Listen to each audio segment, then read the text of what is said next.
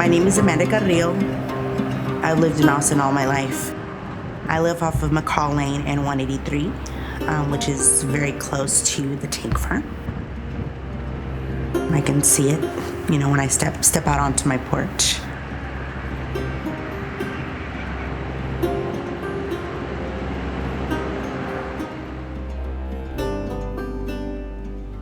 Late last year, September of 2021, I received this big packet in the mail. And I'm like, what is this? So I decide to read it, and I'm looking at it, and it says the city of Austin, whatever, has decided to, build these tanks right across from my neighborhood. So I'm like, heck no. So I see this number on there, and I call the number, and it's from the developer. So I called him, and I was like, what's going on? Explain this to me, to where I can understand it. He explained it to me, and he was like, I just wanted you guys to know that this is what's going to go on. And so that's when I took it upon myself, and I was like, well, I was never notified. After that, I went ahead and I spoke with my neighbors on my streets, and they were like, no, we don't know anything. I'm the nosiest one in the neighborhood, and I would have, picked up the poster and called them right away. I did a petition in October, and, I went door to door speaking to all my neighbors and letting them know what was going on. We've had a lot of other organizations support to fight back. As we began to organize and talk to Amanda and also work more closely with Councilmember Vanessa Fuentes, which represents that district, was like, we need to take this back to the drawing board, and we need to make sure that the community knows what's happening. The proposed jet fuel tanks would be built uncomfortably close to our homes, just a few hundred feet from our property line. The health consequences could easily be devastating. In the 1990s, Austinites were faced with similar predicament. Residents, including children, were experiencing nosebleeds, hair loss, cancer,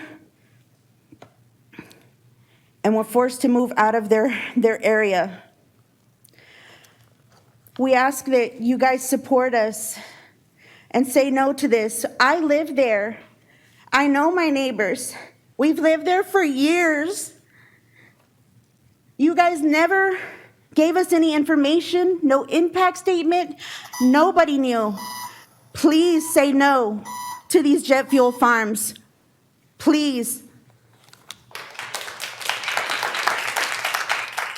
I'm learning so much as we go, even with this, but it's just like, I didn't even know that there was an environmental racism. I didn't know that could happen. I know the environment stuff, but to do that to people of color. We've seen time and time again in the United States environmental racism take place. Polluting industries are constantly being placed in communities of color and low-income communities. And while aviation officials in any polluting industry will tell you that it has minimal impact on the community, we have seen that that is not true. We have seen that historically, East Austin has suffered the health consequences of having polluting industries placed in their communities. I think Austin does a great job with kind of its marketing as a progressive city, but in actuality, we see time and time again when it comes to environmental issues, when it comes to housing issues, and et cetera, how corporate interests are put above the interests of people, especially low-income communities of color. And so I think that's definitely a huge tension in all the work that we do is essentially combating that corporate interest that is so prominent in our local government system, even thinking about the funding that the politicians get and the reason why they're in power. A lot of that comes from developers and corporate interests, and so that influence is very heavy. My name is Michael Abishan, Senior Director of Fuel Supply Chain Management at Southwest Airlines. I'm here speaking on behalf of Ostfuel, the company that has been safely operating the current jet fuel and delivery system in some capacity for the last 20 years as a lessee and tenant of the city at the airport as it's known as AUS. I'm here today alongside representatives from American, Delta, Southwest, United, and JetBlue, but I'm also here because I'm fortunate to call the city of Austin home. And by the way, I want to thank all of the speakers who have come up today. It takes a lot of guts to get up in front of the city council to talk, and so nothing but respect for my fellow Austinites there. I'm fortunate to call Austin home, along with my husband Shane, an executive at a downtown tech startup, and our 3 boys, Henry, age 4, Max, age 1, and our newest Austinite, 3-month-old Charlie. We live in 4 Points in District 10, Mayor Pro Tem Alter. We are residents of this great city, and we have a deep appreciation for how we Austinites strive to preserve Austin's unique culture. With those comments in mind and commitments in mind, we are in opposition to any action today that would further delay the construction of urgently needed jet fuel storage capacity. We're also in opposition to language passed by City Council today, amended or otherwise, that suggests that any required public process wasn't followed. Thank you. Thank you.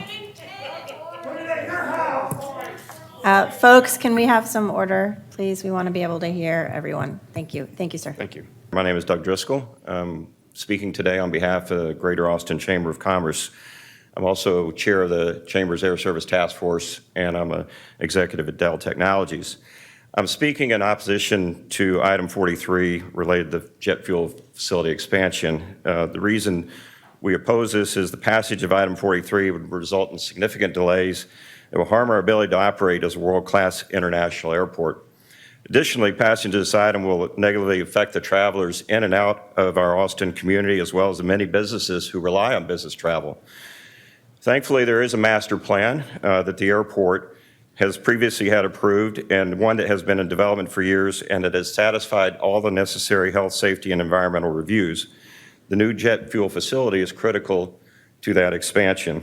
Master plan was approved, and it was a draft master plan that was back in, I want to say 2018 or 2019. That was the only time that this airport layout plan that we're talking about that the FAA had to approve, that's the only time that the city council had seen that document that included a new fuel farm. And so it was just a drawing of the airport and a little box that said potential site of new fuel farm over here.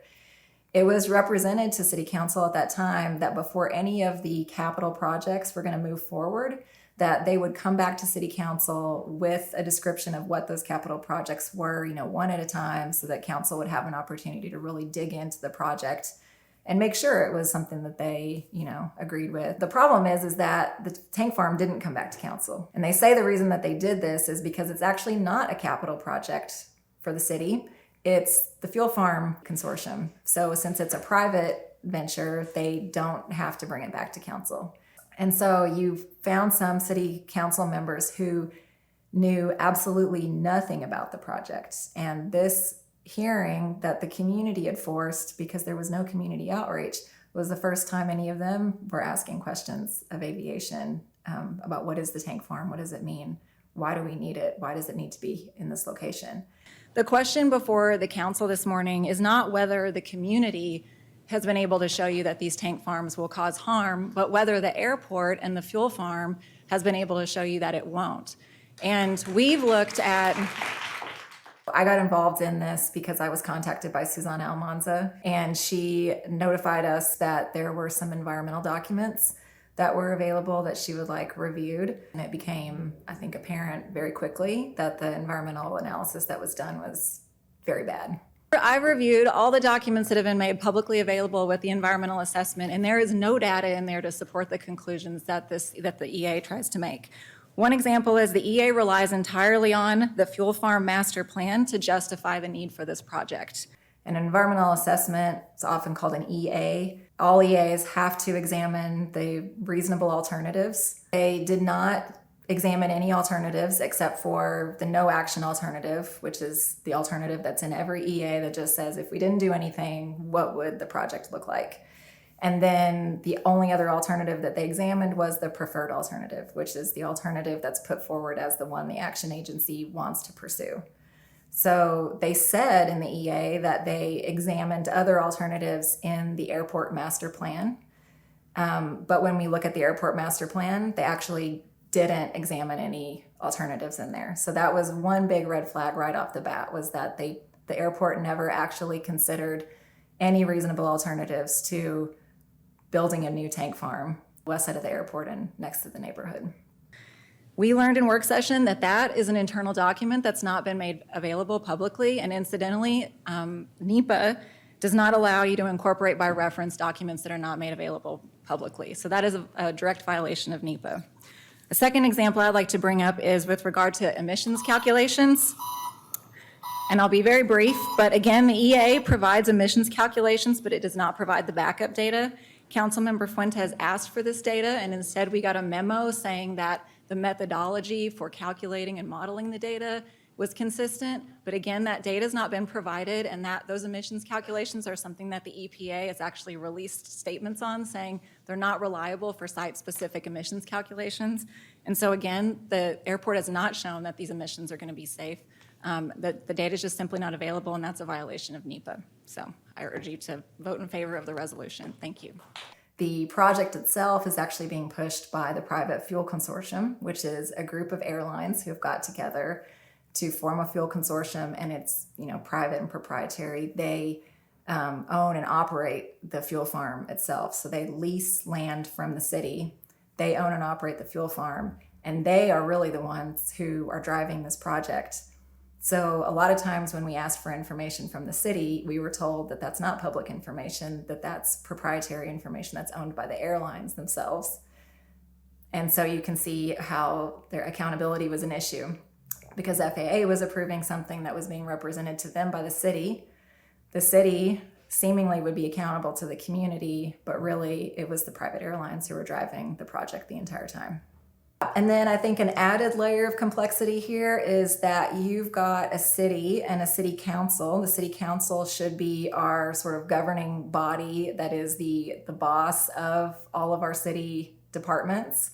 But what we've got here is an aviation department who, everything we've seen just through the course of this one particular case is that they operate in a manner that's very different from other city departments, with a lot more, I would say, autonomy and a lot more secrecy, because they kind of pay their own way, because they make money with the airport there, and that money stays at the airport, and that money helps fund their department. It's very different than the way other city departments are funded.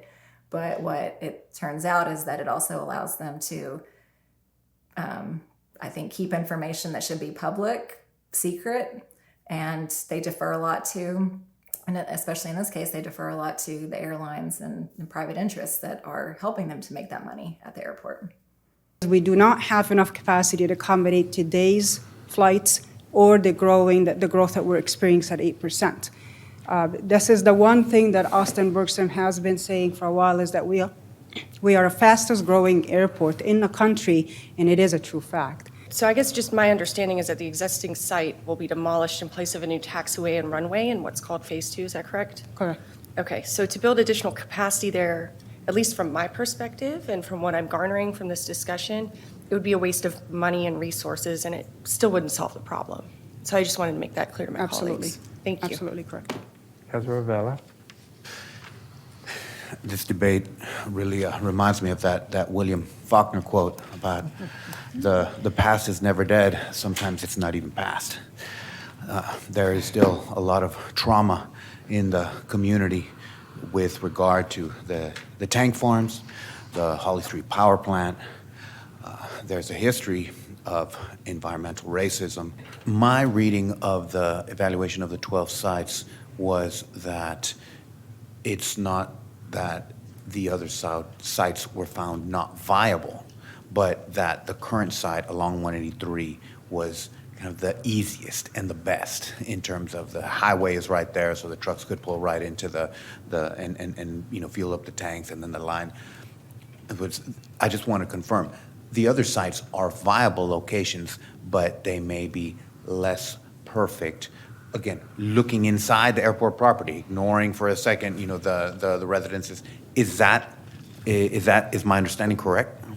I wouldn't say viable is the right word, because when you looked at the 12 sites, some of those sites actually, for example, we would have to relocate the cemetery, which is not something that we would, or we would build in a floodplain, and that would be the last thing we want to put in a floodplain as a fuel storage facility, or again, put it in where the gates go. And with regard to the evaluation of the 12 sites, and again, I know we discussed this on Tuesday, but proximity to residences was not one of the factors that was looked at. Is that correct?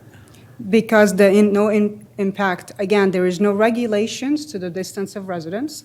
I mean, I would welcome any of you tell me what would be that reasonable distance if you I want, but there understand. is not one. I'm just saying, in evaluating those sites, the proximity of the fuel tanks to residences around the airport, that was not one of the, I can't remember the number of factors that were listed in the analysis, but none of them listed as proximity to, for example, neighborhoods or something like that. The only one is the NFPA of the distance requirement, and that was part of the study, but not, the FAA does not have a requirement for residence distance. So. Thank you. No? Ready to take a vote? Those in favor of the resolution, please raise your hand.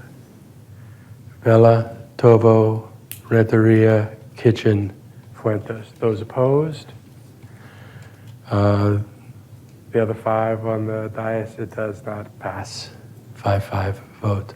Councilmember Harper Madison is off the dais.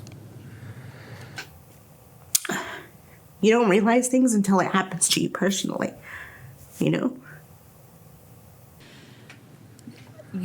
I know our hearts are heavy because this isn't the outcome that we wanted tonight, but please know that I will continue to relentlessly advocate for the needs of our community. And I appreciate you all so much for joining us today, and know that I'm committed to continuing to serve our community.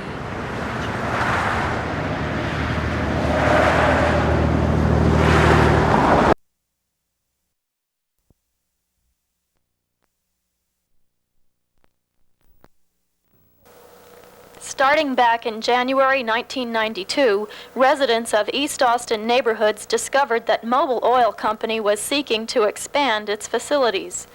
The Mobil Oil facility is in a residential area, and there are at least 6 schools located within a 1-mile radius of Mobil Oil. Concerned residents started asking questions, and by February, stories were being reported almost every day in the newspapers and on TV. Headlines on Tuesday, February 11th read, "Gas storage sites fuel debate. East Austin groups fear nearby tanks causing illnesses." Residents in the area are meeting and speaking out among themselves and in public about their experiences of living by what is now known as the tank farm. I've been getting real bad headaches for about 2 years now. My hair's falling out. Everything in my house shakes from the vibration from the tanks, and the trees are dying back there. They're almost all dead back there. I live right in back of it. When it rains or whatever, all that stuff just comes down from those berms that are right in back of the house. So that's what I have to say. It's just terrible back there. This particular house over here was where Betty Allen lived, and she was an elder African-American woman, and she always did gardening behind her house. And so she said that as she would begin to work on the earth, that she would break out with blisters on her hand. And she knew something was wrong, but she didn't know what was going on with her garden. Little did she know that it was the emissions from the tank farm. And the thing was that there was runoff from the tanks. So when there were spills, they were actually going into people's backyards. And she wasn't the only one. Some of the children would play in the water runoff when they would go off for the berms in the tank farm. And the kids too would come out with little blisters and sores in their hands. And if they waded in the water, their feet, not knowing that that water was contaminated with gasoline byproducts there. Mm-hmm. And so in this particular house, the children who lived there, they were the picture that we always use, and we made t-shirts because you could see the big tanks right behind them.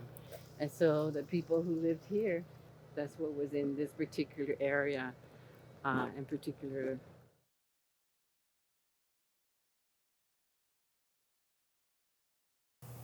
I guess they feel that we're not going to fight back. They feel that just because we don't have the money or, we're people of color, like we're not going to say anything. We're going to be okay with that, but we're not. You know, we're learning as things go. Like I said, I'm just learning about this. Like, I didn't know how it could affect us, but I know that it was dangerous. I didn't know the health effects, but now I know. Now I'm learning. And it's just like, you can't continue to do this, you know, and you keep on doing this to the people of color. Look what happened at the Holly plant, you know, the airport. Now us, not just us, but the people on the other side where Tesla is, their water. I mean, look at how we're all affected, and the majority of us, we're all minorities. You know, we don't have the money like other areas, West Austin and stuff like that. They don't have these situations going on. They've got nice streets. They have speed bumps. They've got, you know, nice signs. I mean, just everything there. But we don't have anything. We don't get any of that on this side of town. We're just ignored. This really is the option to pursue.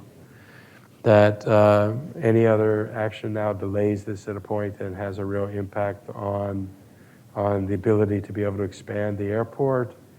The work that's happening right now to ensure that there are multiple and more opportunities for people that live in this city to be able to get to places in a direct way without having to do multiple stops. And all these things take time. It is true we can put an additional 500,000 gallon, I guess, tank at the existing location, and we could do it quickly. It's just that it doesn't help. I mean, the need we have is so much greater than that. We really need the ability to put in the 1.5 million gallon tanks to get the 3 million gallon, and they just can't do that on the existing site. I don't think this gets any easier with time. I think this is going to stay hard. So what I tried to do was to give us an alternative choice that recognized it needed to proceed, that included in it the safeguards and mitigation efforts that seem to be the correct apportioning of those. It includes the possibility of doing buyouts and relocations, understanding that when you do something like that associated with the airport, you're just not buying someone out of their property, you're actually relocating them. And if it costs 3 times as much to relocate them in this market, 3 times their property value, that's something that is an obligation as part of an airport relocation buyout situation. And it says we should look at that, and we should take a look at the distances that are involved.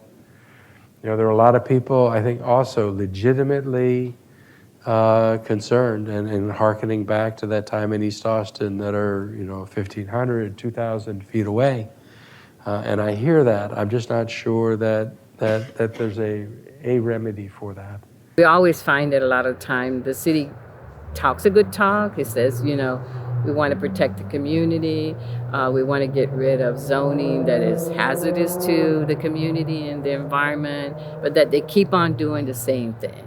I mean, by them approving the tanks at the airport and adjacent to the community there, and then, you know, low income, working class, and people of color, basically they were continuing the legacy of racism by doing this. And they all said it so straight face, you know, like this was something that was really needed. You know, the airport is getting bigger. And we know that that's the way it started. Here in the tank farm in East Austin, it started with 2 tanks. And then before we knew it, it was just, you know, many, many, many tanks and many corporations. And so we know that they're starting off with 2 tanks, then they're going to 4 tanks, and it'll keep on growing because as long as people are traveling, they're going to need more jet fuel oil. The way that it played out kind of showed how, you know, certain elected officials, the corporate space is disconnected from the lived realities of people in East Austin who have to deal with the burden and with the consequences of their development. We decided to pursue a lawsuit.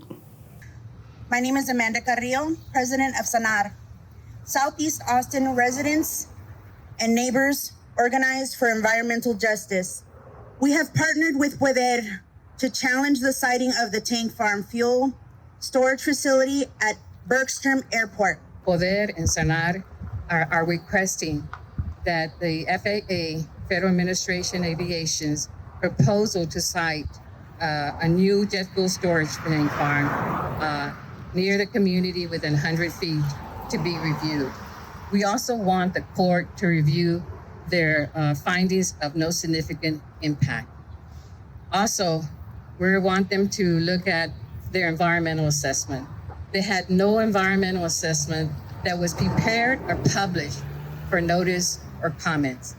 So the case itself was dismissed on that procedural sort of grounds. So there is no more lawsuit. And like I said, folks knew it was sort of a long shot, but they were put in that position by the city council when they, didn't take action to correct the failings from 2 years prior. So when city council voted that 5-5 vote, there were talk of other promises that the aviation department could keep to the community.